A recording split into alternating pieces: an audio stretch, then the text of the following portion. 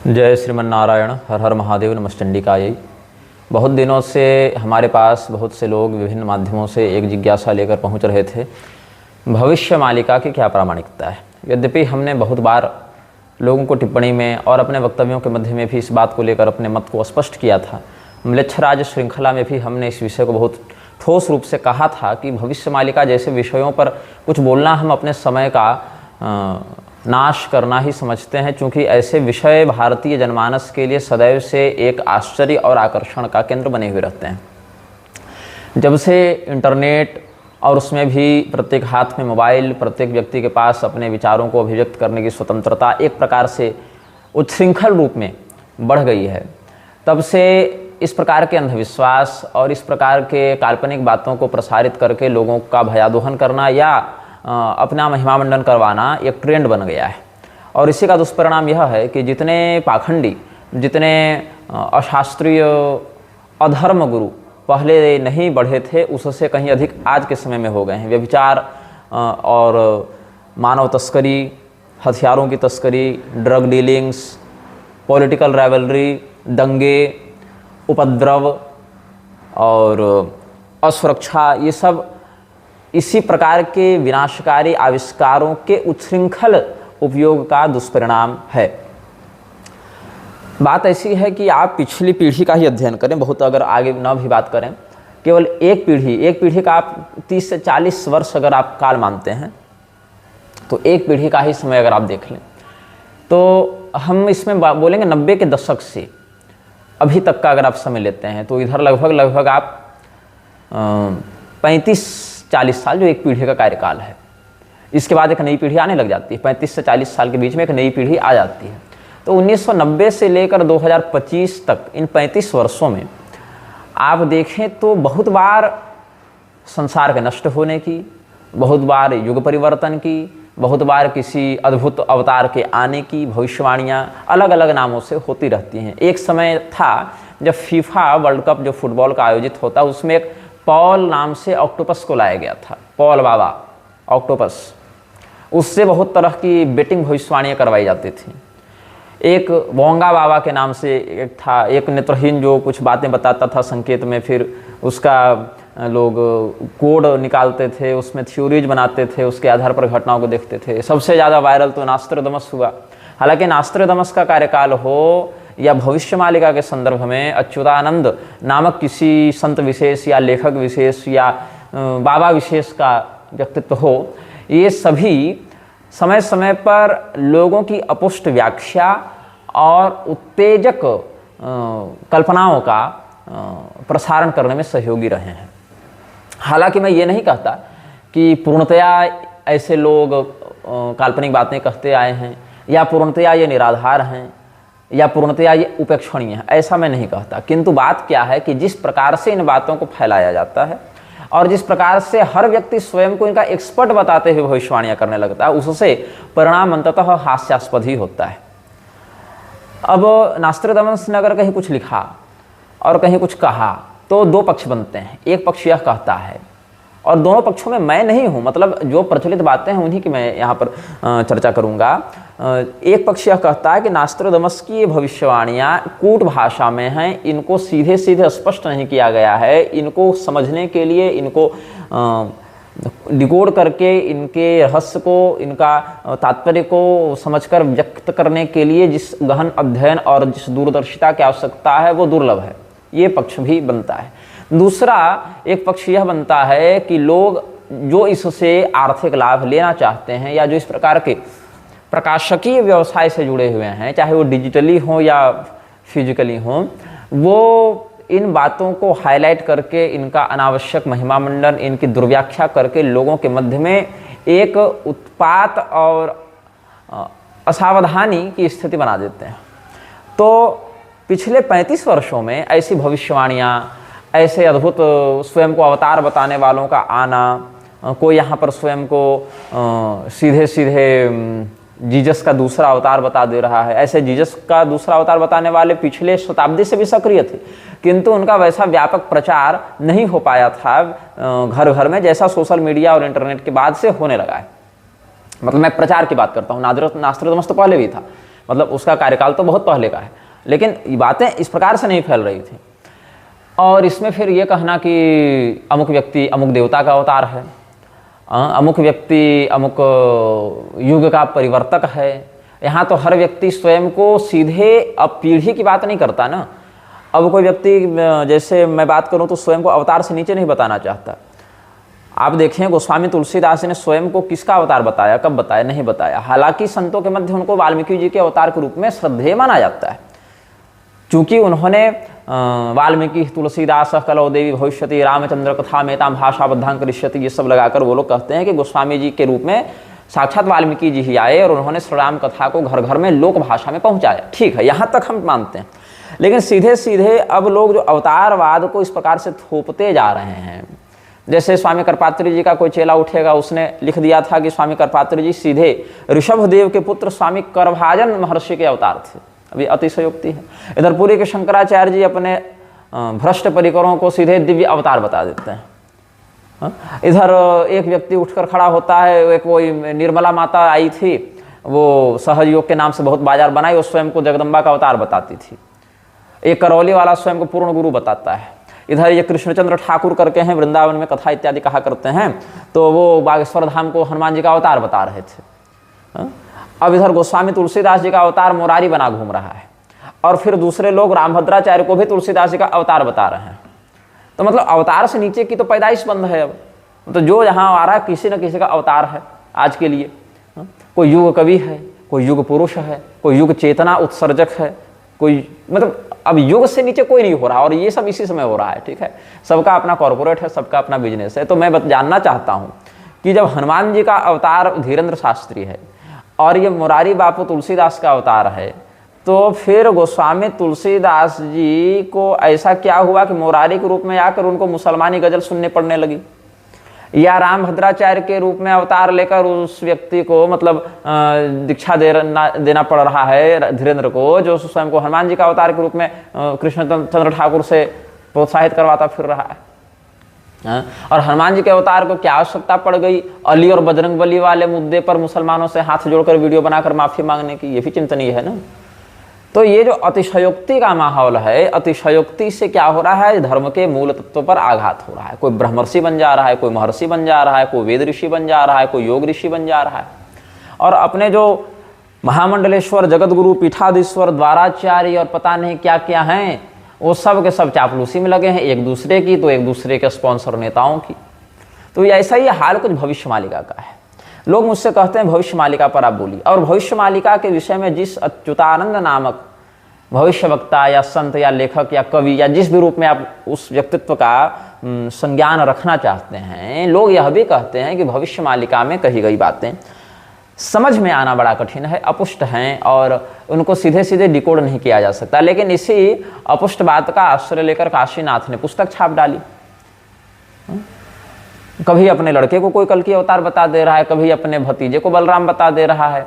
तो ये लोग जो कहते हैं कि इतने वर्ष में सत्ययुग आ जाएगा, तो मुझसे जो लोग कहते हैं आप प्रतिक्रिया दें, तो भाई ऐसा है 5-7 साल और जी लो। अगर तुम मर जाते हो 5-7 साल में, या हम मर जाते हैं 5-7 साल में, तब तो कोई दिक्कत नहीं, चलो मर गया तब क्या वापस आकर पूछना उससे। लेकिन अगर जीते रहते हैं तो देख तो लेंगे कि कौन सा सतयुग आया, कौन सा नहीं आया। तो ये प्रश्न है कि 2012 में भी तो दुनिया समाप्त हो रही थी ना। उससे पहले जब लार्ज वो क्या बनाया था ना जिनेवा में नीचे, LHC कहते थे, लार्ज हाइड्रोजन कोलाइडर या करके ऐसा कुछ बनाया था ना, जब पेपर वालों ने और टीवी वालों ने खूब चलाया था कि अब दुनिया नहीं बचेगी, अब वैज्ञानिक लोग बिग बैंग करवा के रहेंगे ये वो। उस समय भी दुनिया समाप्त हो रही थी, 2012 में भी दुनिया समाप्त हो रही थी। क्या हुआ? TRP मिली चैनल्स को, विज्ञापनों के रेट बढ़े, स्लॉट प्रीमियम क्वालिटी में नीलाम किए गए, कुछ फिल्में बन गई, कुछ सीरियल्स बन गए। उनसे किसी विशेष कॉरपोरेट सेक्टर ने किसी विशेष जेनर में कुछ कंटेंट क्रिएट करके खूब पैसा छापा, कुछ कंपनियों का प्रमोशन हो गया, कुछ इंश्योरेंसेज बढ़ गए, इतना ही हुआ। उसके बाद फिर अफवाहों का दौर तो यह है कि 2025 में ही 144 साल के बाद कुंभ लगा है, 144 साल के बाद कुंभ महाकुंभ लगा है, ऐसी अफवाह तो पूरी के शंकराचार्य उड़ाते फिरने लगे। अरे भाई उनसे पूछो तो सही कि आज से ठीक 144 साल पहले कहाँ कुंभ लगा था, और अगर लगा था तो 2013 वाले को भी 144 साल पहले बाद वाला क्यों महाकुंभ बताया जा रहा था? वो तो आधिकारिक सरकारी प्रपत्र में छपा है ना।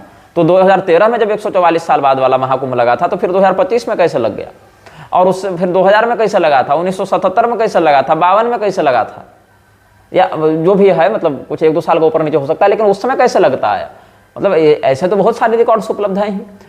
तो ये जो बात है अफवाहों को उड़ाने के लिए, इसमें अपुष्टता के आधार पर बिना ठोस जांच पड़ताल के कुछ भी बोल देना है और कुछ भी कह लेना है, और आशा करना है कि जनता इस पर कोई प्रतिक्रिया नहीं देगी। अगर जनता प्रतिक्रिया देगी तो उसको आचार्य द्रोही, उसको गुरुद्रोही, उसको देशद्रोही या अन्य प्रकार के लांछनों से विभूषित कर दिया जाएगा, या किसी पार्टी विशेष या व्यक्ति विशेष का चमचा बता दिया जाएगा।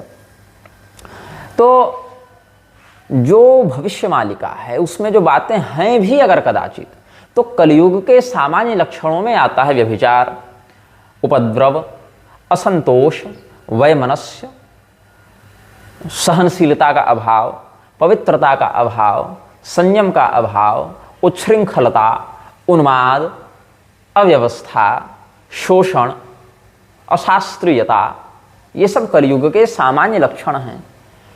कलयुग में अगर अकाल पड़ रहा है, व्यभिचार हो रहा है, हत्याएं हो रही हैं, शोषण हो रहा है, उपद्रव हो रहा है, तो ये कलयुग का सामान्य युग धर्म लक्षण है। इसमें ये नहीं कह सकते कि भविष्य मालिका में लिखा इसलिए ऐसा हो रहा है, क्योंकि पूरे कलयुग में ये सारी घटनाएं किसी न किसी स्थान विशेष में निरंतरता के साथ होती रहेंगी। भविष्य मालिका का वर्णन, भविष्य मालिका की चर्चा आज से 5-7 साल पहले नहीं थी, 10 साल 20 साल पहले नहीं थी, उससे पहले 2012 में दुनिया नष्ट होने की बात नहीं थी। अचानक से कोई मुद्दा उठता है और मीडिया उसको इतना हाइप बनाकर पेश करता है, प्रस्तुत करता है, और उससे जिन लोगों को रोटी कमानी है वो उस पर पुस्तकें लिखते हैं, उस पर आर्टिकल्स लिखते हैं, उस पर पॉडकास्ट करते हैं, उस पर विज्ञापन कमाते हैं, उस पर अपने स्लॉट्स की नीलामी करते हैं। तो जो सामान्य लक्षण हैं युग के, वो प्रत्येक युग में घटित होते हैं, जिसमें जो कलयुग के सामान्य लक्षण हैं वो कलयुग में घटित होंगे, चाहे आज हो, चाहे 100 साल पहले हो, चाहे 100 साल के बाद हो। उसमें ऐसा नहीं है कि आज से 2 साल बाद ये हो जाएगा, 2 साल पहले ये हो जाएगा, ऐसी बात नहीं है। तो हमने आपको भविष्य मालिका के विषय में अपना जो मत है वो स्पष्ट कर दिया कि भविष्य मालिका एक बड़े लेवल का साइको स्कैम है, जो ऐसे लोगों को भ्रमित करके अपनी ओर आकर्षित करता है जो शास्त्रीय व्यवस्था और युग धर्म की परंपरा से, उसके व्यवहार से, उसकी प्रकृति से अनभिज्ञ हैं। अब जैसे कुछ लोग यह भी प्रश्न करते हैं अल्लोपनिषद की प्रामाणिकता क्या है, और दुर्भाग्य से यह कहना पड़ता है कि पुरी के शंकराचार्य जैसे महनीय पद पर बैठकर निश्चलानंद जी एक बहुत ही गैर जिम्मेदाराना वक्तव्य देते हैं कि चूंकि चौखंभा ने छाप दिया है तो प्रामाणिक ही होगा। अब तो इनको यह कहना चाहिए कि चूंकि अनेकानेक प्रकाशनों ने, जैसे मैं बताऊं, गीता प्रेस ने ही कई बार चौखंभा की अपेक्षा गीता प्रेस का सम्मान, मैं कॉरपोरेट जगत की बात नहीं कर रहा, मैं आध्यात्मिक जगत की बात कर रहा हूँ। कॉरपोरेट जो प्रकाशन है, पब्लिकेशंस हैं, जो उनका बिजनेस है, प्रिंटिंग बिजनेस है, उसकी बात मैं नहीं कर रहा हूँ। मैं लोगों के मध्य में जो धार्मिक प्रतिष्ठा है उसकी बात कर रहा हूँ। तो चौखंभा की अपेक्षा गीता प्रेस बहुत ऊपर है प्रतिष्ठा या सम्मान या कीर्ति के दृष्टिकोण से। इसका 2 महत्वपूर्ण कारण है। एक, गीता प्रेस की पुस्तकों के टंकन दोष में बहुत कम त्रुटि अन्य की तुलना में। दूसरा, बहुत कम दाम में अच्छे गुणवत्ता वाले पुस्तक को उपलब्ध कराना।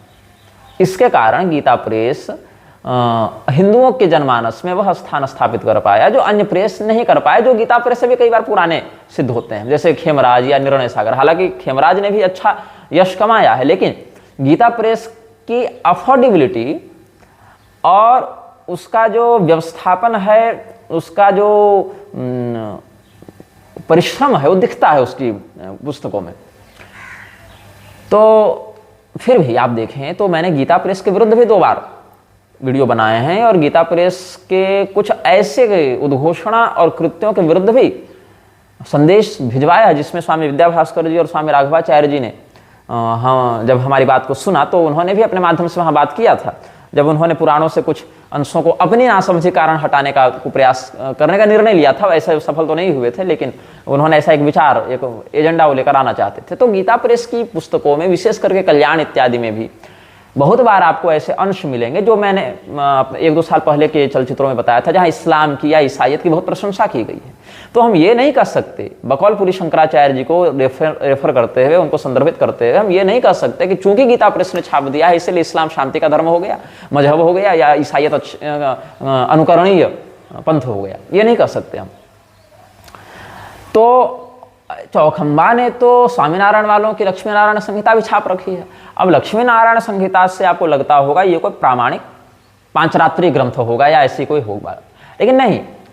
एक व्यक्ति ने जो स्वयं को प्रकट भगवान बताता है, जैसा मैंने बताया ना, अब तो अवतार पैदा हो रहे हैं ना कलयुग में, अभी आज की पीढ़ी में। तो एक व्यक्ति जिसका नाम है, वास्तविक नाम तो मैं नहीं जानता, वो लेखन करता है श्री कृष्ण वल्लभाचार्य के नाम से, और उसने स्वयं को घोषित कर रखा है प्रकट भगवान। अभी पता नहीं वो मर गया कि जिंदा है, लेकिन स्वामीनारायण वाली संस्था से वो जुड़ा हुआ है। तो प्रकट भगवान स्वयं को वो बताता है, और अपना नाम क्या बताता है? श्री कृष्ण वल्लभाचार्य। और उसने स्वयं को व्यास की पदवी दे रखी है।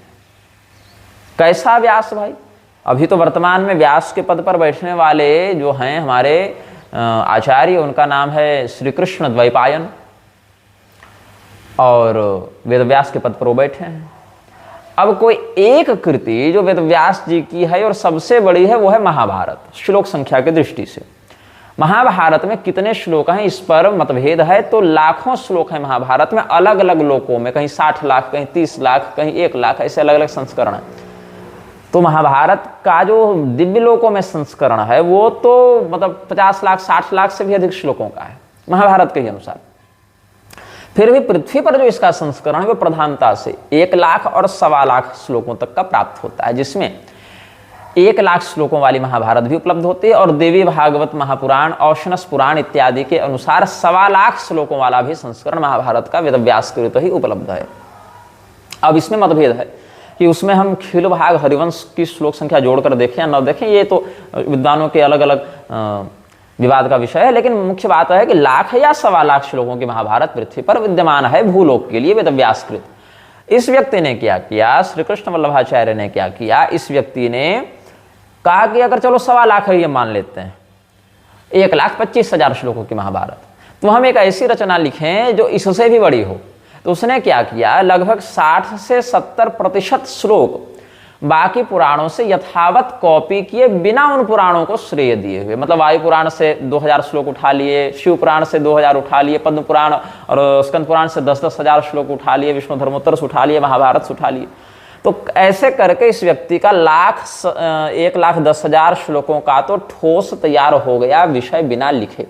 थोड़ा बहुत श्लोक में जो पर्याय भेद है, जैसे रामचंद्रम कहिए तो वहाँ रामचंद्रम की जगह दाशरथिम लिख दिया, या कहीं अर्जुनाय की जगह कौन्तेयाय लिख दिया, या कृष्णाय की जगह जो है वो विष्णवे लिख दिया।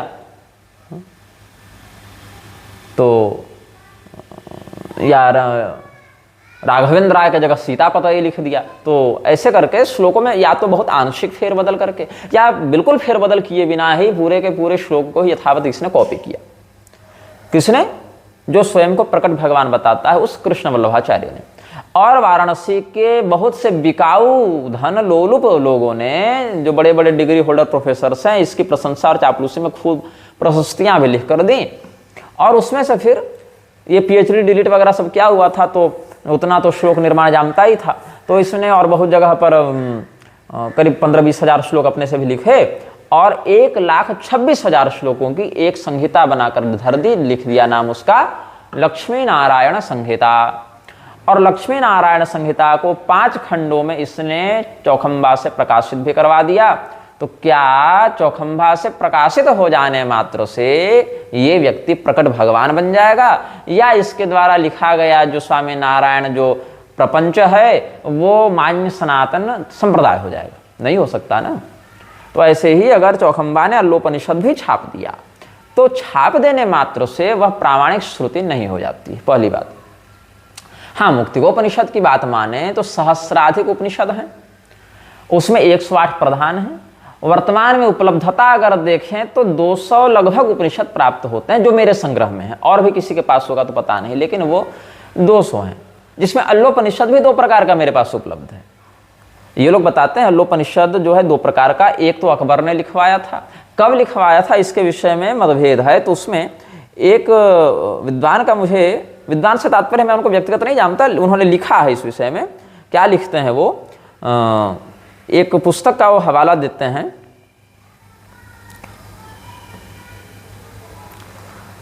और बताते हैं कि अल्लोपनिषद को अकबर ने मात्र खूबत तवारीख नामक पुस्तक में वर्णन करते हुए द्वारका प्रसाद चतुर्वेदी ने एक पुस्तक लिखी थी भारतीय चरिताम्बुधि में।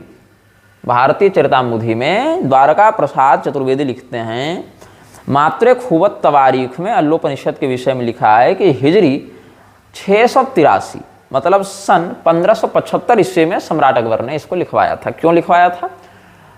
ताकि इस्लाम को सनातन की चाशनी में लपेटकर हिंदुओं को अपने में मिलाया जा सके। अस्तु, अब इस पर पूरी शंकराचार्य जी के इस कथन की डिफेंडिंग में, जैसा कि ये लोग हर बार निर्लज्जता पूर्वक आ ही जाते हैं, पूरी शंकराचार्य जी ने ऐसे ही एक बार ईसा मसीह को वैष्णव बता दिया था, कह दिया वो तो पुरी में ही आकर रहे थे, पढ़े भी थे गोवर्धन मठ में। अब पुरी में ही आकर गोवर्धन मठ में वो रहे पढ़े, और ये बात केवल यही कह रहे हैं ऐसा नहीं, ये बात योगानंद भी खूब फैलाता था। और योगानंद और भारतीय कृष्ण तीर्थ जो 2 पीढ़ी पहले पुरी के शंकराचार्य हुए, वो भी इस बात को कहते थे, लेकिन कभी ये लोग गोवर्धन मठ में ईसा मसीह से जुड़े आधिकारिक प्रमाण को सार्वजनिक नहीं करते हैं। और न कभी ये लोग कहते हैं आधिकारिक रूप से वेटिकन वालों से कि भाई यहाँ ऐसी बात है, तुम लोग ईसा के बारे में भ्रम फैलाना बंद करो, ईसा तो हमारा चेला था। ऐसा भी नहीं, अब तो फ्रांसिस मर भी गया, और फ्रांसिस के मरने पर जो उसके औलादें यहाँ हैं वो राष्ट्रीय शोक मनाए घूम रही हैं, और शंकराचार्यों के ब्रह्मलीन होने पर कोई संदेश भी ये लोग प्रसारित नहीं कर सकते। जो लोग कहते हैं चलो शंकराचार्य ब्रह्मलीन हुए तो शोक संदेश क्यों दें, तो चलो उत्सव ही मना देते, वो भी नहीं हो सकता इनसे। लेकिन जिस संस्था ने या जिस कथित साम्राज्ञी ने जो बकिंघम में मरी, जिसने पूरे विश्व को आतंकवाद, शोषण, भूखमरी, गरीबी, कंगाली, मानव तस्करी, नशेबाजी, गृह युद्ध, धर्मांतरण इत्यादि के अलावा कभी कुछ ढंग का ठोस मौलिक प्रोन्नति कारक उपहार नहीं दिया, उसके मरने पर ये लोग छाती पीट पीट कर अपने अनाथ होने का प्रमाण देते रहते हैं। खैर, मैं ये बोल रहा था कि अल्लोपनिषद के जो 2 संस्करण ये लोग दिखाते हैं, ये कहते हुए कि एक वाला वैदिक है और एक वाला बाद में अकबर ने लिखवा दिया था। तो अल्लोपनिषद की जो बात है, यहाँ पर अल्लाह शब्द संस्कृत में मातृवाचक है, इतना मात्र हो जाने से ये लोग पूरी की पूरी एक काल्पनिक कहानी बना देते हैं, मात्र अल्लाह शब्द आ जाने से। अच्छा, यहाँ म्लेच्छराज को भी लोग इस प्रकार कहेंगे मेरे ऊपर आरोप लगाने के लिए कि ये म्लेच्छराज शब्द कहीं से उठाकर उसकी ये काल्पनिक कहानी बना देता है, लेकिन जिन लोगों को ऐसा भ्रम है वो लोग केवल पुरी के शंकराचार्य जी के ही मेरे साथ द्वंद्व के कारण इस प्रकार की बातें मेरी अवमानना में कहते हैं। लेकिन जब उन्हीं के गुरु म्लेच्छराज को ब्रह्मा जी की योजना का पात्र बताकर भीषण नरसंहार भविष्य में होने वाला ऐसा कहते हैं, तो उस विषय पर न कोई ये लोग वीडियो साझा कर पाते हैं, न उस विषय पर कुछ कह पाते हैं, न उस विषय पर अपने गुरु की बात को स्वीकार करते मेरा समर्थन ही कर पाते हैं। दोगले मानसिकता वाली बात है ना। तो जो अल्लोपनिषद है उसमें अल्लाह शब्द जो है वो ईश्वर के मातृ स्वरूप के लिए आया है, जैसा त्वमेव माता च पिता त्वमेव कहते हैं, तो इसीलिए वहाँ अल्लाह शब्द ईश्वर के लिए आया है। अब उसमें मैं आपको पढ़कर सुना देता हूँ, हो सकता है मैं जब ये पढ़ रहा होऊंगा तो मेरा कोई विरोधी इतना दूर काट कर मुझे मुसलमान घोषित करने के लिए रील बनाकर वायरल भी कर दे, लेकिन आप समझ जाएगा कि वो लोग ऐसे दुष्प्रचार करते रहते हैं। मैं आपको पढ़कर सुनाता हूँ अल्लाह उपनिषद क्या कहता है। मैं ये जो प्रति है ये अड्यार पुस्तकालय के संस्करण से बता रहा हूँ।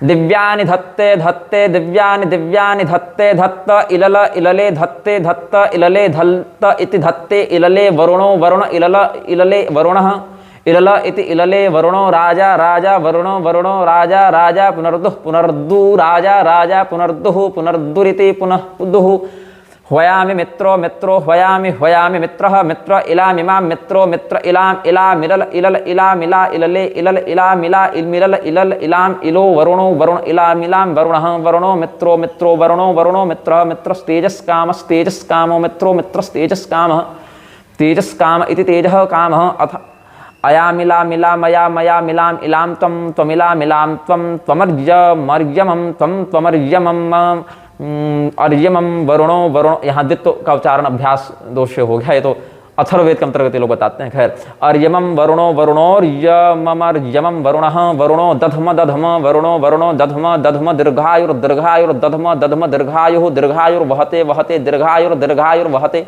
दीर्घायुरिति दीर्घ आयुः वहते सुयः सुयो वहते वहते सुयः सुय इति सुयः होतारमिन्द्र इन्द्रो होतारम होतारमिन्द्रः इंद्रो होतारम होतारमिन्द्र इंद्रो होतारम इंद्रो महासुरेन्द्रो महासुरेन्द्र इंद्र इंद्रो महासुरेन्द्रः महासुरेन्द्रः सप्तऋषयः सप्तऋषयो महासुरेन्द्रो महासुरेन्द्रः सप्तऋषयः सप्तऋषयः सम सप्तऋषयः सप्तऋषयः सप्तऋषय इति सप्तऋषयः संतुष्ट तुष्ट संतुष्ट तुष्ट देवास्तुष्ट तुष्ट देवाः देवा इति देवाः इलामिला मिला मिला मिमाम इलेलाह बरहो कबरह अकबरह इलेलाक बरहो कबरह इलेलाक बरहो अकबरह इलेलाक बरहो अकबरह इलेलाक बरहो अकबरह इलेलाक बरहो अकबरह अकबरहोस्म्यक बरहोस्म्यक बरहोस्म्यक बरहोस्म्यक बरहोस्मि। इस प्रकार से अल्लोपनिषद ये लोग लिखकर बैठे हुए हैं। अब इसमें आप गौर करेंगे तो घनपाठ की नकल करते हुए किसी धूर्त ने इसमें शब्दों का द्वित्व या पुनरुक्ति करते हुए एक खास तरीके से एक स्पेशल पैटर्न में इनको व्यवस्थित किया है, जिसका कोई ठोस अर्थ या प्रसंग स्पष्ट नहीं हो पाता इस प्रकार की उक्तियों का। दिव्यानि धत्ते धत्ते दिव्यानि दिव्यानि धत्ते, वो जो घनपाठ की शैली में ये लोग लिख दिए हैं। इलले वरुणो वरुण इलल इलले वरुणः वरुणो राजा राजा वरुणो वरुणो राजा होतारम इंद्र इंद्रो होतारम होतारम इंद्र इंद्रो होतारम होतारम इंद्र इंद्र होतारम। ये सब क्या है? ये सब घनपाठ इत्यादि की नकल करते हुए इन लोगों ने उपनिषद छाप दिया और यहाँ पर कुछ इस प्रकार की शब्दावलियाँ घुसा दी जिससे लोगों को लगे कि ये सनातनी है, और उसमें चतुराई से इन्होंने इलाही बातों को अकबरी बातों को घुसा दिया। और अल्लाह शब्द चूंकि संस्कृत में मातृवाचक माता के अर्थ में प्रयुक्त है, इसीलिए जो इस प्रकार के फर्जी साहित्य के समर्थक हैं, जिसमें कि पुरी के शंकराचार्य जी और उनके अंधभक्तों का हम इसमें स्पष्ट उदाहरण देना चाहेंगे। और भी कुछ हो सकता है, लेकिन वर्तमान में उनका शंकराचार्य बोल रहे हैं भाई तो लोग भरोसा करने के लिए विवश हो ही जाते हैं, तो इसलिए उन्हीं का संदर्भ में दूंगा और इस बात को प्रामाणिक बताने लग जाते हैं, मान लेते हैं। अब क्या है, जो एक और संस्करण मिलता है अल्लोपनिषद का, उसको भी मैं पढ़कर सुनाता हूं। ये संस्करण जो है एशियाटिक सोसाइटी, अच्छा ये जो अडियार लाइब्रेरी वाला जो है ना संस्करण, अडियार लाइब्रेरी वाला जो ये संस्करण है, उसमें इस अल्लोपनिषद के विषय में एक डिस्क्लेमर दिया हुआ है। 1908 ईस्वी में अडियार लाइब्रेरी ने अ descriptive catalogue of the Sanskrit manuscripts in the Adyar library, इस शीर्षक से कैटलॉग छापा था जो 315 पृष्ठों का था। कब छपा था? 1908 ईस्वी में। किसने छापा था? ओरिएंटल पब्लिशिंग कंपनी ने। वो पुस्तक अभी कहाँ है? मिनेसोटा विश्वविद्यालय में उपलब्ध है। और 3 मार्च 2010 को गूगल बुक्स ने उसके डिजिटलाइज्ड वर्जन्स अपने सर्वर पर सार्वजनिक किए थे। इसको फ्रेडरिक ऑटो स्क्रेडर ने एडिट किया था, मतलब संपादक थे वो, एडिटर थे इसके, और अडियार लाइब्रेरी ने इसको प्रकाशित किया था 1908 में। अब इसमें देखते हैं अल्लोपनिषद के विषय में क्या डिस्क्लेमर दिया हुआ है। Some years ago a palm leaf manuscript of it was in the Adyar library, but it was rejected by the then librarian. This curious work, as is well known, has been composed to serve Akbar's idea of a world religion. In the south of India, it is not recognized, in spite of, or perhaps because of, the widely spread opinion that the Mohammedans are skilled in the Atharva Veda. But in the north, it is not only reckoned to the Atharva Veda, but actually recited by the Brahmins at the Vasantotsava or any occasion when selected texts of the 4 Vedas have to be read in the house of a Dvija. Of course, it is not admitted that Allah is the Mohammedan God, but the word is believed to be a synonym of Varun. मतलब अल्लाह या इला, ये सब शब्द यहाँ पर, इला शब्द पृथ्वी के लिए आया है, ये सत्य है। अल्लाह शब्द माता के लिए ये सब शब्द है। लेकिन यहाँ पर कहा जा रहा है डिस्क्लेमर में कि उत्तर भारत में, मतलब इनका ये मानना है कि दक्षिण भारत में तो अल्लोपनिषद को प्रामाणिक मानकर लोग नहीं पढ़ते, लेकिन उत्तर भारत में अनेकानेक वसंतोत्सव आदि के अवसर पर ब्राह्मण इसका पाठ किया करते थे। यद्यपि अडियार लाइब्रेरी के इस दावे के पीछे मुझे उत्तर भारत में एक भी ऐसा वेद पाठी ब्राह्मण नहीं मिला जिसके परिवार में या जिसके गुरुकुल में अल्लोपनिषद को पढ़ाया जाता हो या उसने किसी और को पढ़ते रिसाइट करते हुए सुना हो। मेरी जानकारी में आज तक ऐसा व्यक्ति नहीं मिला जो ये दावा करे कि मैं या तो पढ़ता हूँ, मैं मतलब वो जो वेद पाठ करता है वो या तो अल्लोपनिषद पढ़ता है या उसने परंपरा से किसी को पढ़ते सुना था या कहीं ऐसी बातें उसको ज्ञात हो। मेरी जानकारी में ऐसा एक भी व्यक्ति नहीं मिला। खैर, अब अल्लाह, Varuna and Mitra play the main part in this Vedic Mohammedan tintinnabulum in the end of which ilam ilam mila mila mila mimam milam ila ila the other manuscript have Allah ilallah.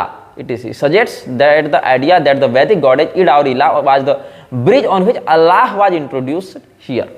ठीक है, तो एडीआर लाइब्रेरी वाले ने एक प्रकार से इसको अप्रामाणिक तो बताया, लेकिन चूंकि वो साउथ इंडियंस हैं इसीलिए उन्होंने भारत के उत्तरी भाग के लोगों पर ये थोप दिया कि तुम लोग इसका पाठ करते हो भैया, हम लोग प्रामाणिक नहीं मानते, जबकि उत्तर भारत में भी मुझे कोई ऐसा प्रामाणिक संस्थान या वेद पाठी नहीं मिला जो अल्लोपनिषद पढ़ता हो या जिसकी जानकारी में कोई दूसरा पढ़ता हो। यहां तक कि जो पुरी के शंकराचार्य जी दावा करते हैं कि ये प्रामाणिक है क्योंकि चौखंबा ने छापा या जो भी है, उनके गुरुकुल में भी या उनके परिचित किसी व्यक्ति के द्वारा मुझे ये जानकारी नहीं मिली कि वो अल्लोपनिषद पढ़ता या पढ़ाता हो। खैर, अब अल्लोपनिषद का जो दूसरा संस्करण है वो हम आपको पढ़कर बताते हैं। अच्छा, हालांकि अल्लोपनिषद की अस्वीकार्यता का एक बड़ा कारण यह भी हो गया कि अल्लाह को आप ना शरीक कर सकते हैं, मतलब आप अल्लाह को उनके मत में किसी और चीज़ से कंपेयर नहीं कर सकते, तुलना नहीं कर सकते, समकक्ष नहीं रख सकते। तो मुसलमानों में अल्लोपनिषद किस योजना के समर्थन में कोई बात नहीं हो पाई जो अकबर चाहता था या जो इस प्रकार के लोग चाहते थे कि हम अल्लोपनिषद के माध्यम से कन्वर्ट करें लोगों को। तो अल्लोपनिषद को इस्लामिक स्कॉलर्स ने भी प्रामाणिकता इसीलिए नहीं दी या इसका व्यापक प्रचार इसीलिए नहीं किया क्योंकि कहीं ना कहीं उनको ऐसे कुफ्र का अनुभव हो रहा था कि अल्लाह को हम किसी और के साथ कंपेयर कर रहे हैं या वरुण या मित्र इत्यादि आदित्यों के साथ हम इनको रख रहे हैं अपने आराध्य को, ऐसा उनको था। तो कुफ्र के भय से उन्होंने भी इस प्रकार का प्रोपेगेंडा प्रमोट नहीं किया, इस प्रकार की बातों का विस्तार नहीं किया, प्रचार नहीं किया। अस्तु, अब हम आपको बताते हैं एक संस्करण जो अल्लोपनिषद का छपा था। कहाँ से छपा था, कब छपा था बताऊंगा। एशियाटिक सोसाइटी, जो बंगाल में एशियाटिक सोसाइटी थी, उसने 1871 में जब उपनिषदों की ये छापी थी श्रृंखला, तो उसने अल्लोपनिषद भी छापा था। हालांकि अल्लोपनिषद से पहले उसने भी एक लंबा चौड़ा डिस्क्लेमर छापा है, कई पृष्ठों का छापा है इसने। 50 years ago, Mr. Francis Ellis of Madras brought to the notice that this society of this 50 years ago, Mr.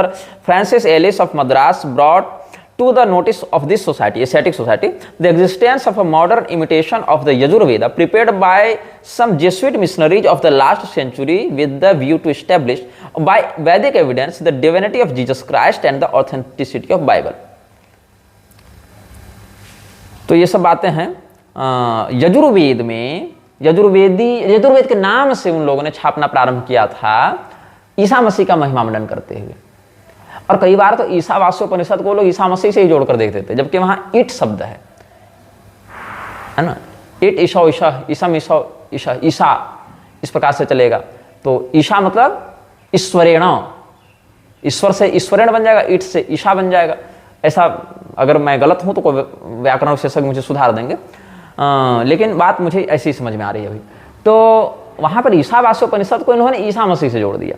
खैर, यजुर्वेद के नाम से ईसा मसीह के महिमा मंडन छापने लगे। म्लेच्छराज श्रृंखला में जॉन मूविर का षड्यंत्र हमने आपको बताया ही था, और सरामपुर ट्रायो के विषय में आपको हमने बताया ही था, कैसे ये लोग इस प्रकार का प्रोपेगेंडा फैलाने में लगे हुए थे, मिशनरियां कैसे इसमें काम कर रही थी। और अल्लोपनिषद का जो वर्जन यहाँ पर है, जो संस्करण एशियाटिक सोसाइटी ने 1871 ईस्वी में छापा था, उसको भी पढ़कर सुनाता हूँ। बहुत पुरानी प्रति है, इसीलिए मुझे थोड़ा इसके अक्षरों को पढ़ने में समस्या हो सकती है, लेकिन मैं पढ़ के बताने का प्रयास करूंगा। श्री गणेशाय नमः। इसमें लिखते हैं, ओम अस्मल्लाम इल्लो मित्रा वरुणाम दिव्यानि धत्ते इलल्ले वरुणो राजा पुनर्दतु हयामि मित्रो इल्लाम इलल्ले इल्लाम वरुणो मित्रो तेजस तेलकाश यहाँ लिख दिया है, लेकिन तेज कामा ऐसा नीचे फुटनोट में उसका वेरिएंस दिया है। राजा राधा कांस शब्द कल्पद्रुम से उसने जो पाठ भेद लिया है, सो वहाँ भी अल्लोपनिषद के विषय में अल्लाह को राक्षसों का परमेश्वर, असुरों का परमेश्वर ऐसा वहाँ वर्णित करते हुए कहा है। तेज कामा भी लिखा है। होवार मिंद्रो, यहाँ होतार होना चाहिए, लेकिन बाद में होतार को इधर होवार लिख दिया है। होवार मिंद्रो होतार मिंद्रो महासुरेंद्र अल्लो ज्येष्ठम श्रेष्ठम परमम पूर्णम ब्रह्मांडम अल्लाह। अच्छा, अल्लाह शब्द है तो अल्लो तो बनेगा नहीं। अगर जो लोग कह रहे हैं कि अल्लाह माता के लिए है, अल्लाह अक्का इत्यादि शब्द माता के लिए है, तो बताओ अल्लाह शब्द अल्लो कैसे बनेगा? वो तो तब बनेगा जब अल्लाह शब्द होगा। अल्लाह में विसर्ग लगाएंगे, अल्लाह या अल्लाह अगर कहेंगे। अगर अल्लाह शब्द है आकारांत स्त्रीलिंग है, जैसे लता लते लता चलेगा, तो वैसे अगर आप करेंगे अल्लाह अल्ले अल्लाह, तो अल्लाह शब्द में क्या होगा? बहुवचन हो जाएगा प्रथमा विभक्ति में जस लगाकर। अल्लाह में जस लगाकर हम अल्लाह बना लेंगे। तो वहां पर अगर आपको आगे के ज्येष्ठम के जकार के कारण विसर्ग का लोप करना है, तो वहां अल्लाह शब्द बचेगा, वहां पर अल्लो नहीं हो जाएगा। अल्लो कब बनेगा? जब वहां अल्लाह हो, अल्लाह नहीं हो, वहां अल्लाह हो, और आधा ल पूरा ल उसमें विसर्ग, तो अल्लो बनेगा। वहां विसर्ग का ओकार हो जाएगा।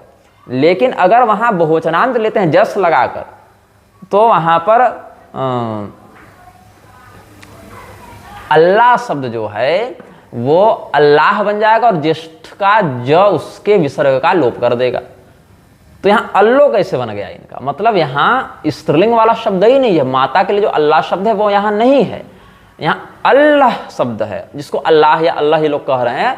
और यहां पर देखें तो अल्लाह शब्द जो है अगर अकारांत पुल्लिंग में मानेंगे तब भी बहुवचन में अल्लाह ही बनेगा। जैसे राम रामो रामाह, लता लते लताह, बहुवचन में रूप साम्यता प्रतीत होने लगेगी, स्त्रीलिंग पुल्लिंग दोनों में।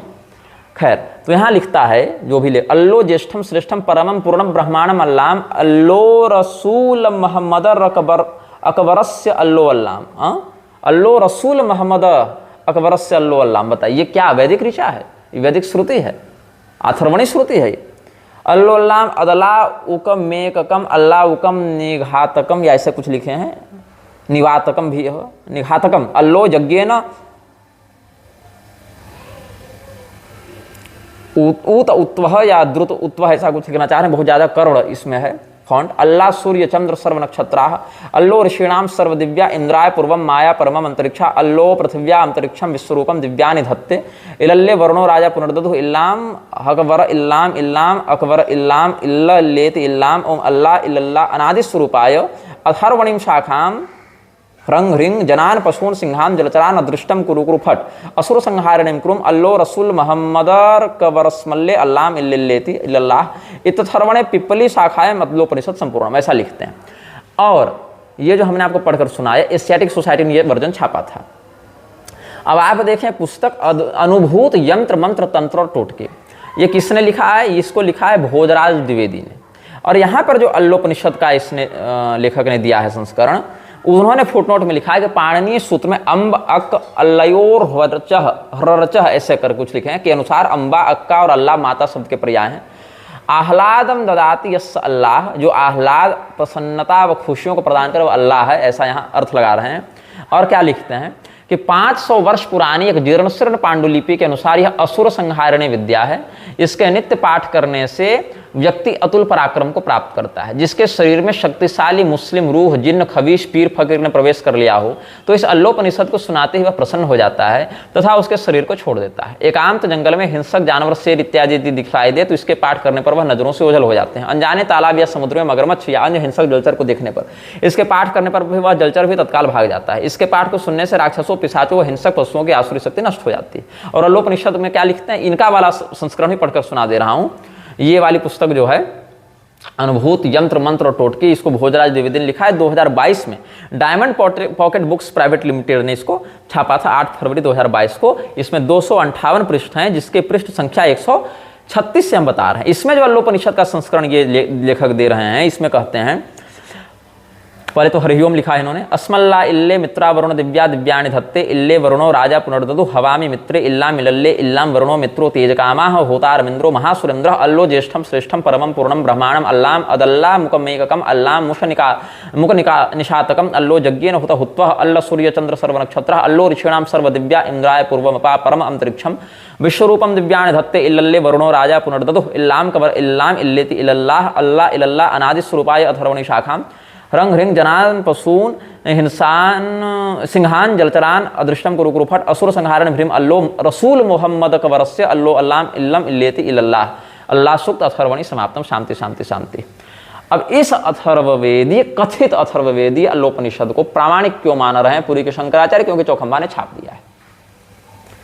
देखो, पुरी के शंकराचार्य की जीवनी से जो हमने पढ़कर बताया वो क्यों बताया, इन्हीं के चेले हमारे दिव्यानुभवों पर उपहास कर रहे थे, तो हमने बताया कि तुम्हारे गुरु क्या क्या लिख बैठे हैं। हमने जो अनुभव बताए अपने, उनमें हमने अतिशयोक्ति नहीं बताई। हम चाहते तो ये भी कह सकते थे कि पूर्व जन्म में हम ही विक्रमादित्य थे, कहने में क्या जाता है, लेकिन नहीं, हमने जो था, जितना था, जिस प्रकार की स्मृति थी उतना ही बताया कि हाँ भाई, युद्ध में हम हारे, मारे गए तो मारे गए। हम थोड़े कहेंगे कि हम चक्रवर्ती सम्राट दिग्विजय करके एकदम पूरी पृथ्वी पर हम ही शासन कर रहे थे। हम असफल हुए, हमारी हत्या हुई, हमारे साथ विश्वासघात तब भी हुआ, आज भी हो रहा है। अगर हम कभी किसी माया मोह में फंसे तो हमने वो भी बताया। हम ये नहीं कहेंगे कि हम जो है सो, क्यों नहीं कहेंगे, जब हम ये थोड़े दावा कर रहे हैं कि जो है सो हम भगवान की माया से परे हैं। यहाँ गरुड़ जी को मोह हो रहा है, महर्षि नारद को, पराशर जी को, वेदव्यास जी को मोह हो रहा है, वो भगवान की आराधना से उससे निकल रहे हैं। तो हम अगर जीवन में मोहित हुए तो हम भी तो भगवान की आराधना किए। उस समय भी हमने वशीकरण इत्यादि का समर्थन नहीं किया, ये सब भी हमने सार्वजनिक किया है। साथ ही हमने ये थोड़ी ही अपने महिमा मंडन चक्र में लिख दिया कि अमुक सुखदेव जी आकर हमको प्रणाम कर रहे हैं, ऐसा थोड़ी है। जिस देवता की कृपा से हमको जो प्राप्त हुआ, जिस मंत्र की आराधना से जो प्रभाव प्राप्त हुआ, क्या उन मंत्रों का वह फल शास्त्रों में वर्णित नहीं है? क्या उन देवताओं के द्वारा प्राप्त ज्ञान को कृतज्ञता पूर्वक हमने ग्रंथबद्ध नहीं किया? हमने ये थोड़ी कहा कि बचपन में विश्वामित्र जी हमको धनुर्वेद सिखाया और हम भूल गए। जिसने जो हमको बताया उसके द्वारा दिए गए ज्ञान को हमने लिपिबद्ध भी तो किया कि हाँ ये प्राप्त हुआ भैया, ये ऐसी बात है। अस्तु, अगर ये कहा जाए कि गोपनीय विषय था इसलिए सबको नहीं बताया पूरी शंकराचार्य जी ने, तो प्रयोग ही कर लेते। 82-83 साल के आप हो गए, आपके पास पाशुपतास्त्र और तीसरा नेत्र है, और आप जो है सो उसका प्रयोग आज तक नहीं कर पाए, अब कब करेंगे? खैर, कुछ लोग ये कह रहे थे कि वो सिद्धि जिसके पास वो बताएगा कब करेंगे प्रयोग। तो 3.5 साल में आपको प्रयोग करना था ना, क्योंकि उसकी तो आधिकारिक घोषणा आपने की थी कि हम ऐसा कर देंगे, वैसा कर देंगे, 15 दिन में हम टाइम देते हैं योगी मोदी को, ये कर देंगे, वो कर देंगे। तब तो आप टाइम दे रहे थे, तब तो सिद्धि का प्रयोग करना ही था, तब क्यों सिद्धि का प्रयोग नहीं कर रहे थे? अब बताओ, जो लोग मुझे कालिया जिन का उपासक बता रहे हैं, क्या मैंने कालिया जिन का मंत्र कभी स्वयं जपा? कभी नहीं। कालिया जिन का मंत्र ये लोग मेरे पास लेने आए थे। अब मैंने जब दिया इनको तो क्यों दिया? ये रोते गिड़ाते कि पैसा चाहिए, ये चाहिए, वो चाहिए, धर्म की रक्षा के लिए लगाएंगे, वृक्षों के संहार के लिए लगाएंगे। तब हमने बता दिया कि एक विधान ऐसा प्राप्त होता है, कर लेना। और इन्होंने मना नहीं किया मुझे, इन्होंने स्वयं उसको किया। जो व्यक्ति मेरे पास मंत्र लेने आ रहा है वो दोषी नहीं है, जो उस मंत्र को कर रहा है वो दोषी नहीं है। तुम्हारे 1 साल के गिड़गिड़ाने के बाद हमने दयावश एक बार दे दिया तो हम दोषी हो गए? भाई लेने तुम आए थे, मंत्र तुम जप रहे हो और आज गाली तुम ही हमें दे रहे हो। अरे भाई, हमने स्वयं जपा किया? नहीं जपा। और उसमें भी पूरी बात तुम नहीं बता रहे हो, तुम उसमें एडिट कर रहे हो, स्क्रीनशॉट नकली लिख रहे हो कि बकरे की चर्बी और मुसलमानी टोपी और वजू करो। ये सब, इसका अर्थ क्या है? तुम्हारे पास सत्य का बल नहीं है, तुम्हारे पास कल्पना का बल है, और कल्पना भी विकृत कल्पना है तुम्हारी। हमने आज तक इन लोगों में से किसी को या किसी अन्य व्यक्ति को भी कहा कि तुम अपनी पत्नी को मेरे पास भेज दो, अपनी माँ बहन को मेरे पास भेज दो? ऐसा हमने कभी कहा? कभी नहीं कहा। लेकिन यही लोग मुझे कहते हैं कि तुम अपनी माता बहन पत्नी को हमारे पास भेज दो। हमारी पत्नी की अश्लील वीडियो को सार्वजनिक रूप से ये मांगते हैं। तब इन लोगों को नहीं दिखता कि अधर्म कौन कर रहा है और धर्म कौन कर रहा है। ये लोग इतने बड़े निर्लज्ज हैं, नीच हैं। अच्छा, क्षितिज सुमानी हमारे पास कई बार आए हमारे कार्यक्रमों में, जहां पर हम रहते थे वहीं उनको ठहराया, जो हम खाते थे वही खिलाया, कोई भेदभाव नहीं किया कि तुम किनारे पड़े रहो। जिस गाड़ी में घूमे उसी गाड़ी में घुमाया, जो भोजन किया वही भोजन कराया, जिस यहाँ ठहरे वहीं ठहराया, आत्मीयता के साथ व्यवहार किया। लोगों को उदाहरण दिया कि ब्राह्मण लोग देखो शिखा सूत्र जनेऊ छोड़कर बैठे हुए, ये वैश्य वर्ण में उत्पन्न होकर इतना बढ़िया से शिखा सूत्र एक उपवीत धारण करने में निष्ठा रखता है ये व्यक्ति। पुलकित शास्त्री के पास हमने ही संदर्भ देकर भेजा था क्षितिज सुमानी को। क्या हुआ परिणाम? कथित शास्त्रीयता के नाम पर ये लोग इतना नीचे उतर गए कि हमारी माता, हमारी बहन, हमारी पत्नी के विरुद्ध अपशब्दों का प्रयोग करने लगे, जबकि हमने कभी इनकी माता पत्नी को व्यक्तिगत या सार्वजनिक कभी कुछ नहीं कहा। और ना किसी को कहा कि तुम उसको जाके ऐसी गाली दो, इसको कमेंट करो, ऐसा भी नहीं कहा। आदित्य वैभव जो है, जिस मंच पर गोविंदानंद सरस्वती वाला विवाद हुआ था, उस मंच पर जब मेरी कथा हो रही तो वहां पर आदित्य वैभव भी आया था। वो हमारे साथ रहा, जो हम खाए वही खिलाए, जहां रुके थे वहीं रुकाए। वहां से 100 किलोमीटर दूर स्टेशन तक व्यक्तिगत उसको ट्रेन बैठाने के लिए छोड़ने गए हम व्यक्तिगत। कभी हमने उसकी माता बहन को कुछ बोला? नहीं। वो व्यक्ति हमारी पत्नी की अश्लील वीडियो मांग रहा है, हमारी माता बहन का गर्भाधान करने की बात कर रहा है, और स्वयं को शुद्ध खून का क्षत्रिय बताता है। बताओ। और उसके बाद लोग हमको गालीबाज कहते हैं, हमको मनोरोगी कहते हैं। मतलब ये बात मान लो कि अगर हम बाइपोलर पुस्तक लिख रहे हैं तो ये लोग उसके आधार पर मुझे मनोरोगी मान रहे हैं, लेकिन मैं निग्रह प्रवेशिका लिख रहा हूं तो मुझे निग्रहाचार्य नहीं मानेंगे। मतलब सोचो कि ये लोग जिसको पागल मान रहे हैं उसके द्वारा लिखी गई उस पुस्तक को जहां पर वो दिखा सकते हैं कि ये पागल है, वो प्रामाणिक हो जाती है, और उसी के द्वारा लिखी अन्य पुस्तक इनके लिए अप्रामाणिक हो जाती है। अद्भुत बात। मतलब एक पागल इनके लिए इतना बड़ा पागल है कि वो खुद के पागलपन पर खुद से ही पुस्तक लिख ले रहा है और उसको ही प्रामाणिक मान रहे हैं। हाँ, लेकिन उसी के द्वारा लिखी अन्य पुस्तक या अन्य बातों को प्रामाणिक नहीं मान रहे हैं, क्योंकि वहां टीआरपी नहीं है। ये लोग जो मुझे माँ बहन की गालियां दे रहे हैं, मेरे माता बहन पत्नी का बलात्कार करने की बात कर रहे हैं, ये लोग इतने नीचे गिर गए हैं कि अच्छा, एक व्यक्ति कह रहा था कि निग्रहाचार्य तो राघवाचार्य जी के पास पैसा मांगने गया था इलाज के लिए। बिल्कुल नहीं, राघवाचार्य जी से हमने एक पैसा कभी नहीं मांगा, मैंने एक आध्यात्मिक सहयोग या आर्थिक सहयोग कभी नहीं मांगा। बल्कि रिसेंट घटना अगर देखी जाए तो स्वामी राघवाचार्य जी ने ही हमको मैसेज किया था कि उनका कोई शिष्य मुस्लिम प्रेत से पीड़ित था। तब मैंने कहा कि देखिए ऐसा है कि कामाख्या में कामेश्वरानंद नाथ जी हैं, उनसे मिल लीजिए एक बार। और कामेश्वरानंद नाथ जी के एक शिष्य ऋषभ का हमने नंबर दे दिया, तो कामेश्वरानंद नाथ जी से मिला वो व्यक्ति।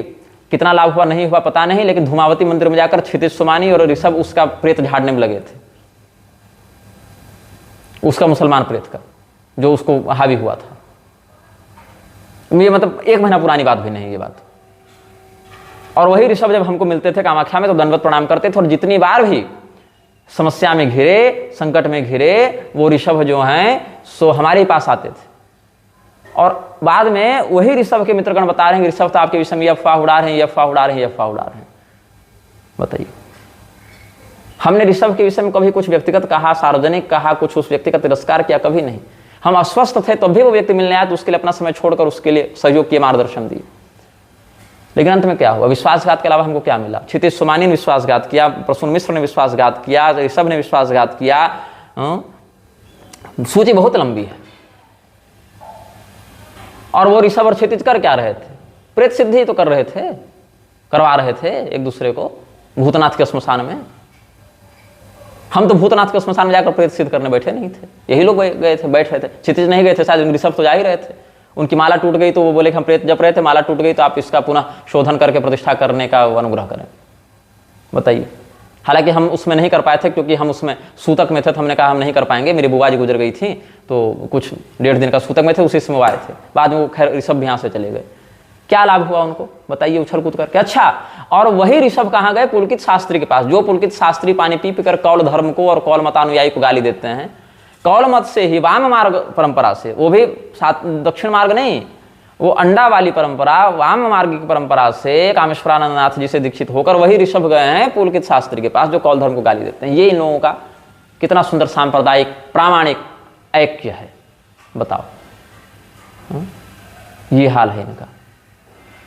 डॉक्टर हेमंत पालीवाल का कोई इंटरव्यू शिवांश ले रहा था, कितनी शातिर बुद्धि से उसने पूरे विषय को मैनिपुलेट किया। अगर आप वो पूरा इंटरव्यू देखें, उस इंटरव्यू में पहले उसने मेरा स्नैप लगाया, मेरा वीडियो लगाया ये कहकर कि मैं जब हाँ युगोपवीत से शपथ करके बता रहा हूँ, और बाद में वो पर्चा दिखाया जो मैंने ही सार्वजनिक किया था। अच्छा बताओ, उस पर्चे में मेरा नाम तो नहीं था, ब्रजेश पाठक जी का नाम था।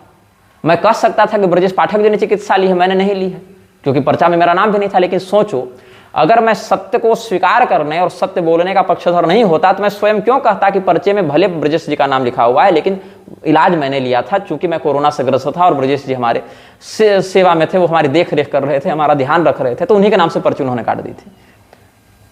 मैं कह सकता था ना कि पर्ची मेरा नाम थोड़ी है, लेकिन मैं सत्य बोल रहा था।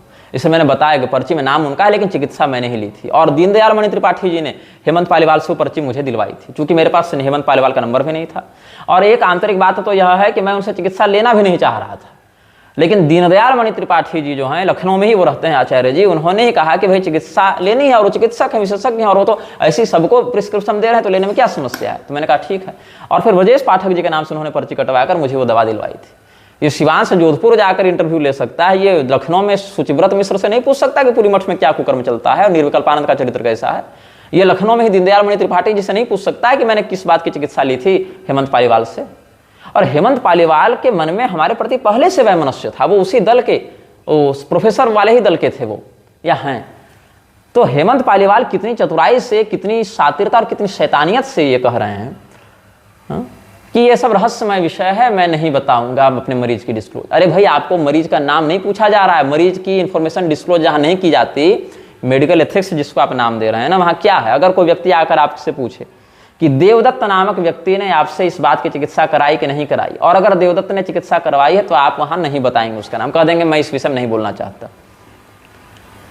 लेकिन अगर कराई ही नहीं तब तो आप बोलिएगा ना कि भाई इस प्रकार की कोई चिकित्सा नहीं ली है, तब कौन सा मेडिकल एथिक्स आपका आ रहा है? मैं तो चैलेंज करता हूं हेमंत पालीवाल को या शिवांश को कि आप बताएं स्पष्ट बोलकर कि श्री भागवतानंद गुरु या निग्रहाचार्य या इस सकल वाले व्यक्ति ने क्या कभी ऑनलाइन, ऑफलाइन, व्यक्तिगत या परोक्ष किसी माध्यम से आपसे यौन चिकित्सा ली है क्या?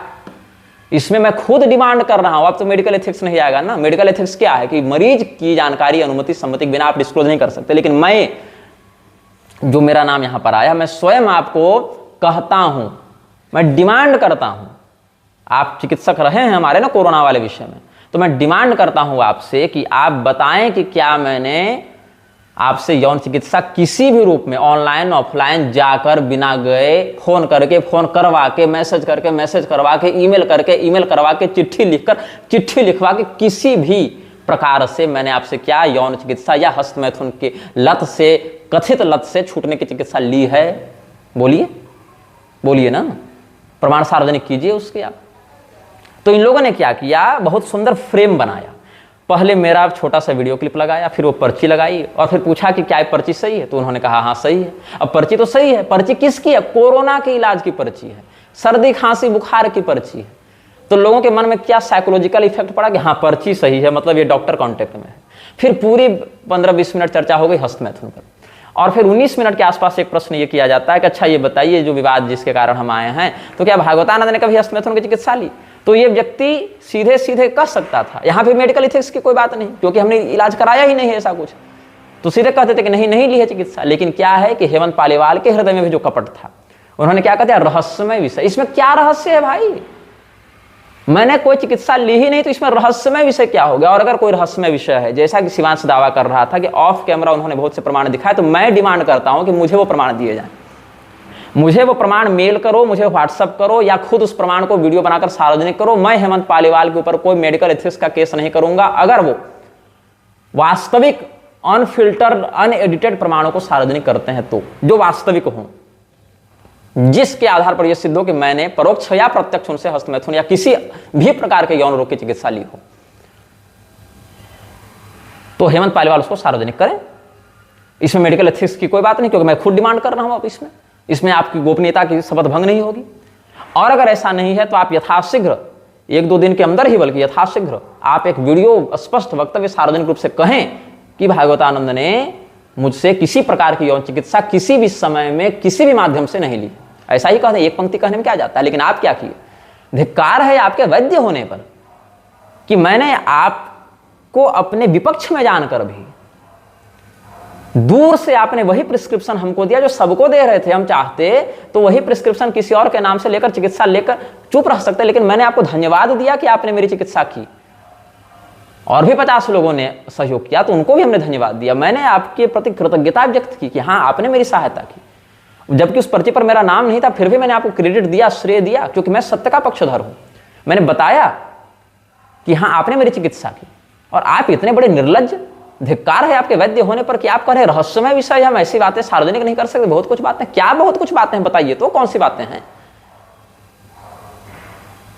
एक व्यक्ति जिसके प्रति आपके मन में सदैव से द्वेष और कपट भरा रहा, जिसके कारण त्रिपाठी जी को मेरा वास्तविक नाम परिचय बताए बिना ब्रजेश पाठक भैया के नाम से पर्ची कटवा कर मेरी चिकित्सा करवानी पड़ी। आपको हम सम्मान करना चाहिए कम से कम मेरी कृतज्ञता का, कि हमने कहा कि हाँ आपने मेरी चिकित्सा की, और आपको मैंने कोई फीस भी नहीं दी थी इसके लिए, धन्यवाद ही कर रहा हूं मैं। लेकिन आप में इतना सा भी वैद्य का गुण नहीं था, इतनी भी आपके अंदर मानवता नहीं थी कि आप ये कह सके कि हाँ भागवतानंद ने किसी भी प्रकार की यौन चिकित्सा हमसे किसी माध्यम से नहीं ली है, इतना ही कह देते। लेकिन आप इतनी निर्लज्जता और नीचता पर उतर गए कि आपने कहा रहस्यमय विषय, और शिवांश कहता है कि ऑफ कैमरा बहुत से प्रमाण दिखाए। तो आप अगर उन प्रमाणों को सार्वजनिक नहीं कर सकते ना मेडिकल एथिक्स के भय से, तो आप मुझे व्यक्तिगत रूप से व्हाट्सएप कर दीजिए, मेल कर दीजिए। मेरे मेल और व्हाट्सएप तो सार्वजनिक ही है, नहीं तो शिवांश दे देगा आपको। या आचार्य दीनदयाल मणि त्रिपाठी जी को भेज दीजिए, वो हमको भेज देंगे, मैं खुद सार्वजनिक कर दूंगा भाई। हाँ, इतना कह दीजिएगा कि मैंने मेडिकल ये सब भेज दिया इस एड्रेस पर और सार्वजनिक भागवतानंद कर देंगे। अब ये नहीं कि केवल कह दीजिए और मेरे पास आया ही नहीं, भेजिएगा वास्तव में, कम से कम अगर होगा ऐसा कुछ तो मैं ही सार्वजनिक कर दूंगा कि भाई ऐसा ऐसा ये लोग सार्वजनिक करके बता रहे हैं।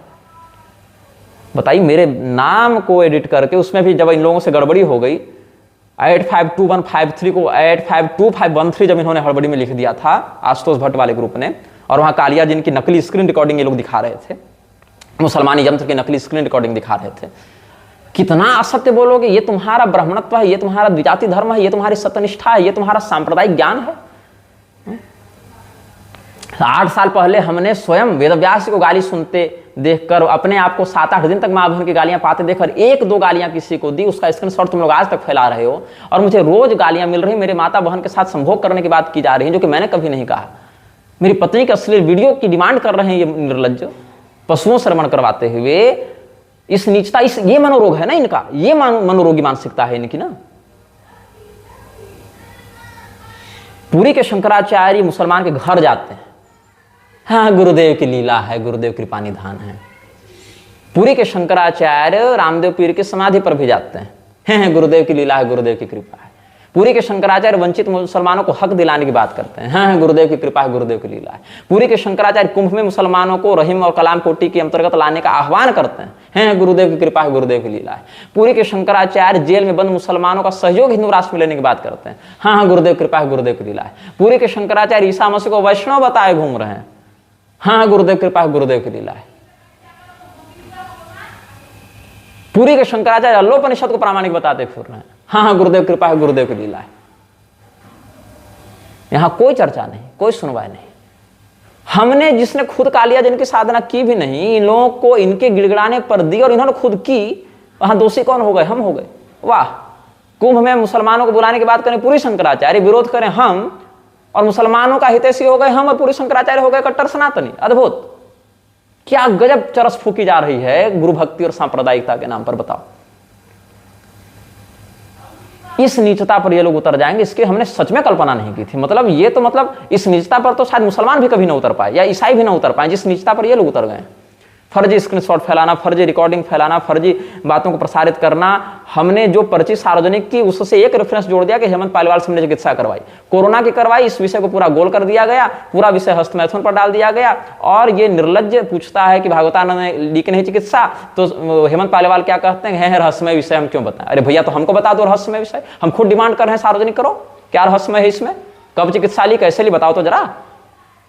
वैद्यक धर्म की शपथ है, तुम्हें सार्वजनिक तो करो तुम। धन्वंतरी भगवान की शपथ है, तुम्हें सार्वजनिक तो करो तुम, कि तुमने कब चिकित्सा की थी हमारी।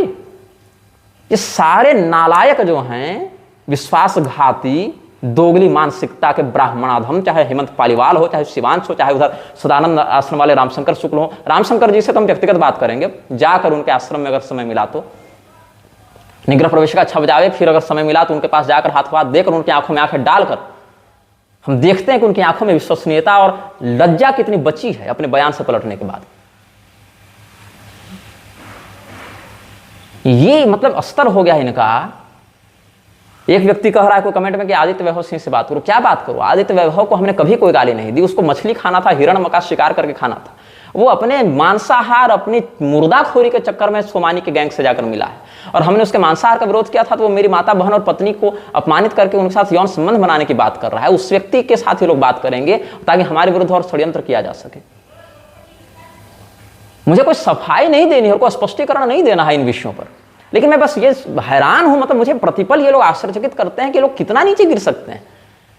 मतलब इनकी निर्लज्जता का क्या स्तर हो सकता है, इनकी मूर्खता, इनका जो पैशाचिक जो मनोरोग है इनका, ये किस स्तर पर इनको ले जा सकता है, ये मुझे समझ में नहीं आता। कि एक व्यक्ति के निजी द्वेष के चक्कर में ये असत्य भाषण और निर्लज्जता के किस स्तर पर जा सकते हैं। हाँ, तुम करो मेरा विरोध, लेकिन उसमें सत्य के आश्रय से करो। तुम मेरा विरोध करो, मैं नहीं कहता कि मत करो। तुमको लगता है मैं गलत हूं तो करो विरोध, लेकिन उस विरोध में सत्य का बल होना चाहिए। तुमको फर्जी स्क्रीनशॉट बनाना पड़ रहा है, तुमको फर्जी स्क्रीन रिकॉर्डिंग करनी पड़ रही है, तुमको हस्तमैथुन पर वीडियो बनाकर उसमें जगह जगह पर मेरा नाम और स्नैप केवल जानबूझ के घुसाना पड़ रहा है, ताकि लोगों को ऐसा प्रतीत हो कि ये चिकित्सा में नहीं ली थी। मैं तो चैलेंज करता हूं, दिखाओ तो सही कहां है वो जो रहस्यमय विषय और मेडिकल एथिक्स की बात कर रहा है हेमंत पालीवाल वो कहाँ है। और मैं तो चाहता हूं कि मैं तो यही कहूंगा कि नैतिकता ये कहती है कि आचार्य दीनदयाल मणि त्रिपाठी जी को भी इसमें थोड़ा ही सही, लघु ही सही, लेकिन कहना चाहिए कि नहीं ये असत्य है। हा? वो कोरोना की चिकित्सा थी और इन्होंने ही करवाई थी, नहीं तो हेमंत पालीवाल का ये विषय ही नहीं उठता। मैंने तो मना भी किया था चिकित्सा के लिए कि वहां से कैसे चिकित्सा हो पाएगी, वो तो सद्भाव नहीं रखते हमारे प्रति। तब इन्होंने कहा था अरे थोड़ा सा वो सबको ही प्रिस्क्रिप्शन दे रहे हैं, लेने में क्या समस्या है। तो आपने वो चिकित्सा करवाई, इसीलिए ये सारा विवाद इन्होंने मैनिपुलेट करके दिया और हमको बार बार इस प्रकार से तिरस्कृत किया जाता है। तो आपकी भी नैतिक जिम्मेदारी बनती है कि इसमें सत्य को प्रकाशित करें, क्योंकि आपने वो नहीं करवाया होता तो भी मेरी चिकित्सा तो चल ही रही थी किसी न किसी माध्यम से, और हेमंत पालीवाल के साथ चिकित्सक के रूप से मेरा नाम भी नहीं जुड़ता। लेकिन ठीक है, कोई व्यक्ति विवाद में नहीं पढ़ना चाहता, नहीं आना चाहता, तो उसको हम जोर जबरदस्ती से नहीं कह सकते किसी भी व्यक्ति को, लेकिन नैतिकता तो इतनी होनी चाहिए मानवीय आधार पर। तो जो भी व्यक्ति ये फ्रेमिंग कर रहे हैं मुझे मनोरोगी, यौन रोगी, तो क्या न क्या पता, कोई कहता है कि इसका माथा काटने पर 11 लाख का इनाम देंगे, ये मुसलमान है। अब बताओ कोई मुझे मुसलमान समझकर 11 माथा काट दे, उसको 11 लाख मिल जावे, ऐसी घोषणाएं लोग कर रहे हैं। चाहे हत्या करवा दो, चाहे माता बहन का बलात्कार करवा दो, चाहे नकली स्क्रीन रिकॉर्डिंग लानी पड़े, नकली नंबर से खुद से सेव करके नकली स्क्रीनशॉट्स देना पड़े, या काल्पनिक बातों को जोड़ तोड़ कर वहां पर बताना पड़े, ये लोग किसी भी नीचे तक गिर सकते हैं। मैं तो अब ये सोच रहा हूं कि अगर कल को ये लोग स्वयं से अपनी माता का बलात्कार करके आ जावे और कह दें कि मेरी माता का निग्रहाचार्य ने बलात्कार कर दिया, तब भी मुझे अब आश्चर्य नहीं होगा इनकी नीचता को देखते हुए। अब मुझे आश्चर्य नहीं होगा। इस स्तर पर ये गिर चुके हैं। ये पूरा का जो गिरोह है ये उसी भविष्यवाणी को चरितार्थ कर रहा है जो कहता है शंकराचार्य परंपरा लुप्त होगी। फ्रीमेसन्स को खुलेआम सपोर्ट करना, फ्रीमेसन्स से जुड़े लोगों को खुलेआम सपोर्ट करना। मैं जानता हूं मैंने म्लेच्छराज जैसी सत्ता के विरुद्ध सार्वजनिक उद्घोषणा करके कितना बड़ा जोखिम मोल लिया है, और कैसे ये लोग मुझे बार बार फ्रेम कर करके नैरेटिव बिल्डिंग कर करके फंसाने का प्रयास कर रहे हैं। मैं जानता हूं, लेकिन मैं लड़ता रहूंगा। हाँ, हो सकता है कि मैं अपने लड़ाई का तरीका थोड़ा बदलूंगा, क्योंकि कई बार आपकी अधिक अच्छाई आपके लिए घातक हो जाती है। तो न चाहते पर भी आपको बुरा बनना पड़ता है, न चाहते पर भी आपको वो तरीके अपनाने पड़ते हैं जो कानून या समाज या सभ्य लोगों के लिए अपारंपरिक हो सकते हैं, क्योंकि फिर ये तो अद्भुत लेवल की नीचता है ना।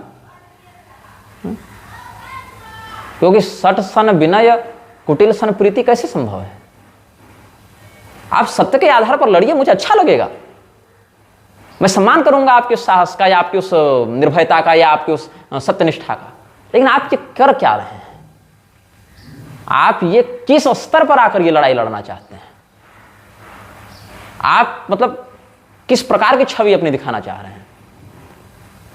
तो मुझे जो कहना था वो मैं अल्लोपनिषद और भविष्य मालिका के विषय में बोल रहा था, मैं बोल चुका हूं। और मेरे दो वीडियो इन्होंने रिपोर्ट करके हटवा दिए, ये कहकर कि ये मेरा फोटो सार्वजनिक कर रहा था। मैं चाहूं तो मैं भी ऐसे कॉपीराइट या ऐसे रिपोर्ट्स मार सकता हूं शिवांश के चैनल पर, लेकिन क्या है ना, मैं नीच नहीं हूं, और मैं किसी भी व्यक्ति के वीडियो पर कोई ऐसी रिपोर्ट नहीं मारूंगा। मैं देखूंगा कि तुम कितनी नीचता पर उतरोगे। जीवन के किसी मोड़ पर मुझे कोई तो तरीका अपनाना ही पड़ेगा, शायद तुमको अच्छा ना लगे, थोड़ा दर्द हो, थोड़ा ज्यादा दर्द हो, लेकिन देखते हैं समय किस व्यक्ति को किस मोड़ पर कैसे खड़ा रख सकता है। मैंने आज तक इन लोगों में से किसी भी व्यक्ति को न मां बहन की गाली दी, न कोई फेक आईडी बनाई, न कोई फेक स्क्रीनशॉट जनरेट किया, न कोई फेक स्क्रीन रिकॉर्डिंग की, न इस प्रकार से किसी नैरेटिव को फ्रेम किया, कभी नहीं। सारा कुकर्म ये लोग किए, और सारा कुकर्म ये खुद करने के बाद ठेका मेरे माथे पर डाल रहे हैं। उधर क्षितिज सोमा ने कह रहा था कि जहां दारू मिलेगा वही ना लोग दारू लेने जाएंगे, तो ये जिनका मंत्र दे रहा था तब न लेने गए। अरे मूर्ख, शहर में तो 50 दारू की दुकान है, तो हम तो नहीं जा रहे हैं कहीं पर। जो दारू पिएगा वही ना दारू लेने जाएगा। अगर कदाचित कोई दारू बेच भी रहा है तो तुम क्यों गए थे वहां पर? तुम तो दारू पी रहे थे तब तो गए थे ना। और तुम दारू लेने अगर उसकी दुकान पर गए हो तो इससे ये सिद्ध कहां होता है कि अगला व्यक्ति स्वयं भी शराबी है।